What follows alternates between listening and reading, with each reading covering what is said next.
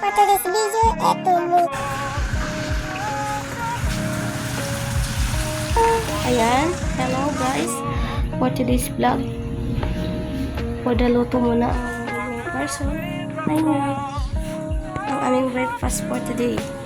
Egg with tomato. Yun lang, bye bye. Ito lang natin yan. Vlog. So ayan.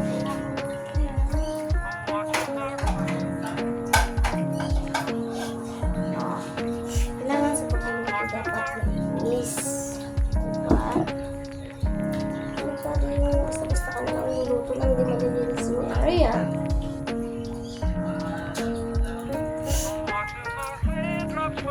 Ang lutuin natin for today's vlog is scrambled egg with tomato. Masarap yun guys. You know, tomato.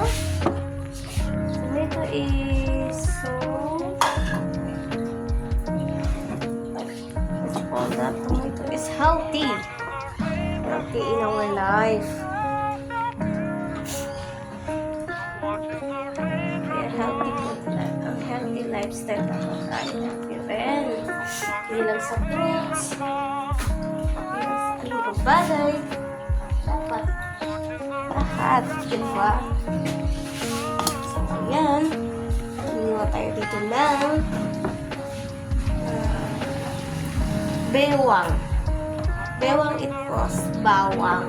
Cherries. Ayan. Hiniwa tayo ng bawang. Ganito dapat ang tamang paghiwa. Dahil ito meron sa amin sa school.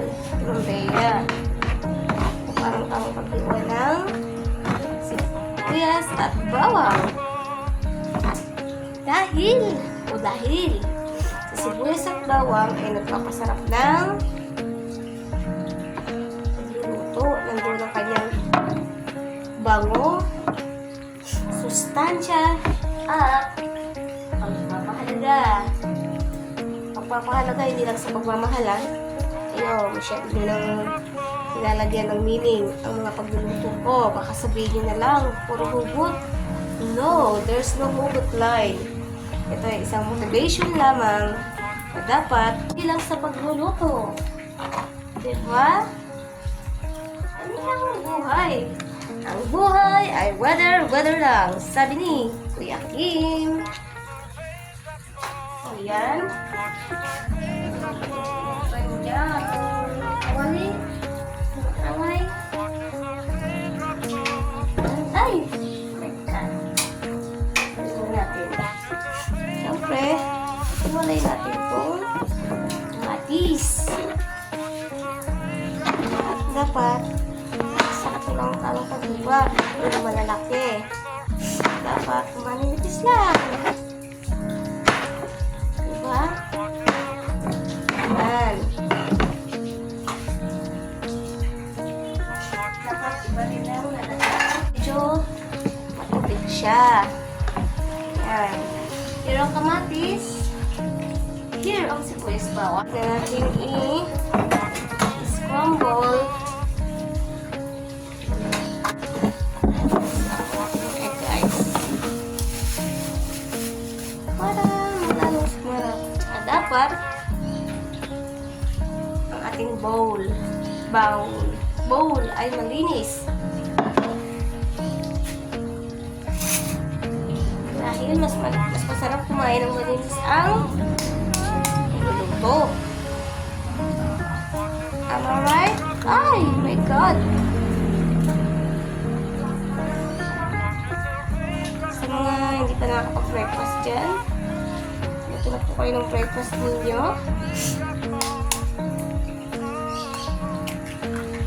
Siyempre, dapat hindi natin yung pangpalasa. Pangpalasa means suwan. Dapat tagyado lang ang pangpalasa. Diba? Masyadong marami. Yan, pangpalasa yan. So na, wala tayong magic. Pagluto, hindi lang dapat masarap. May magic na ganap. sangkap ang tunay na sarap. Magic sarap!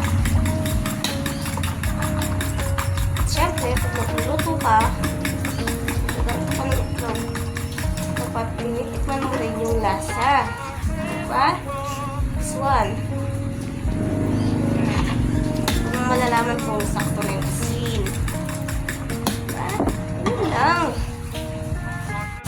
Diba? Ayan. Isa-design natin. I-mekas-mekas natin sa sibuyas at bawang. Para ma-ano natin ang amoy niya. Ang bango. Ang aroma, diba? Sabi ni Saan. Char. Ayan. Kapag medyo nag-golden brown na siya, saka natin ilalagay ang tomato. Ang tomato.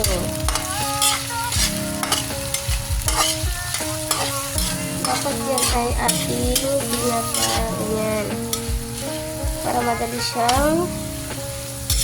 kumapit sa ating egg. Kasi hindi mabubuwang scrambled egg kapag hindi maganda ang pagkakaano ng tomato.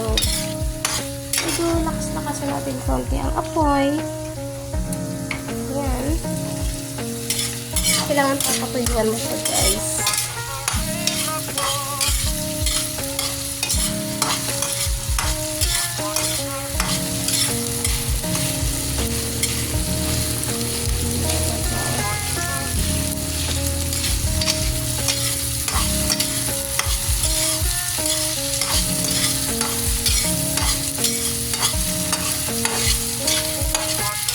Dati, iba kasi yung scrambled egg sa sunny side up. Magkaiba yung guys.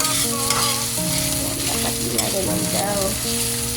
Kasi, hindi magiging magandang pinalabasan ng itlog kapag hindi rin maganda ang pagkaano na ito. Kasi dapat kailangan makuyan po kamatis.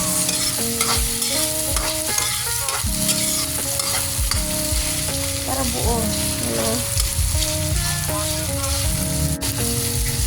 Patagalin mo rin siya. Haluin mo. Kapag kumulo na siya, guys, haluin mo ulit. Hanggang sa haluin. Saka may lalagay yung itlog. So, ayan. This is na, guys. Kailangan mo lang siyang patagal-tagalit sa kababalik natin.